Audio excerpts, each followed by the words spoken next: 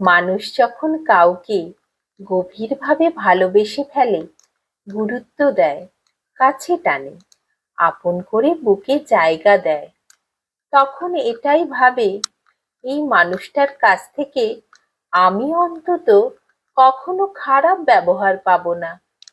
এই মানুষটা অন্তত আমাকে কখনো কষ্ট দেবে না।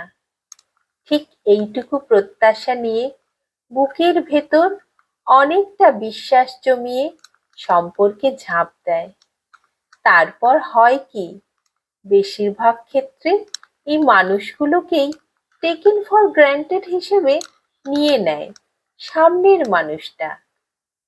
একটু ভালোবাসা পাওয়ার লোভে এই মানুষগুলো এতটাই নির্লজ্জ হয়ে যায়, চরম অবহেলা পেয়েও, খারাপ ব্যবহার পেয়েও একবার কল করে একটু ভালো করে কথা বললেই আবার সব ভুলে যায়।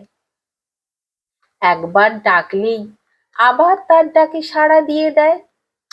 যে রাগটুকু মনের ভিতর জমিয়ে রাখে, কর্পূরের মতো সে রাগ যে কোথায় উবে যায় বুঝতেই পারে না।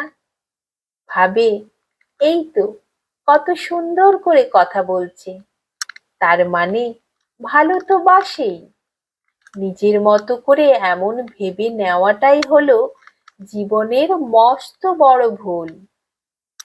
তারপর দুদিন যেতে না যেতেই সেই থোড় বড়ি খাড়া আর খাড়া বড়ি থোড়, সেই একই রকমের অবহেলা, দুঃখ দেওয়া, কষ্ট দেওয়া সব চলে।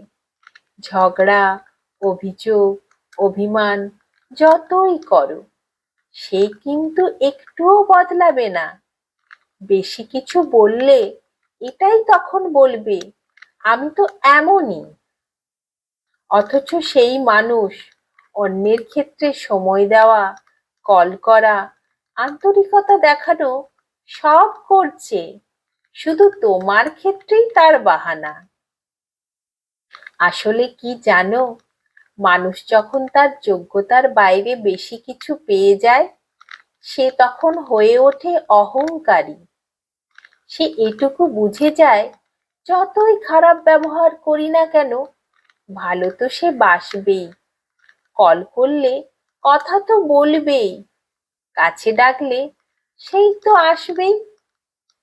তোমাকে বলছি, যখন দেখবে সে তোমার ইমোশনের কোনো মূল্য দিচ্ছে না, তুমি সতর্ক হয়ে যাও।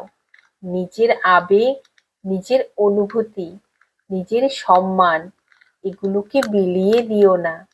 এগুলো তোমার জীবনের মূল্যবান সম্পদ।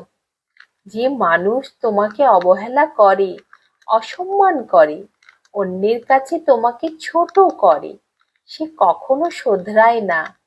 সে কিন্তু বারবার এগুলো করতেই থাকবে। তোমার উচিত এই সুযোগ তাকে না দেওয়া। সম্পর্ক হলো দুজন মানুষের ভালোবাসা দিয়ে তৈরি একটা ঘর। ভালোবাসা দুদিক থেকেই থাকতে হবে। একতরফা ভালোবাসা বড্ড ভয়ঙ্কর।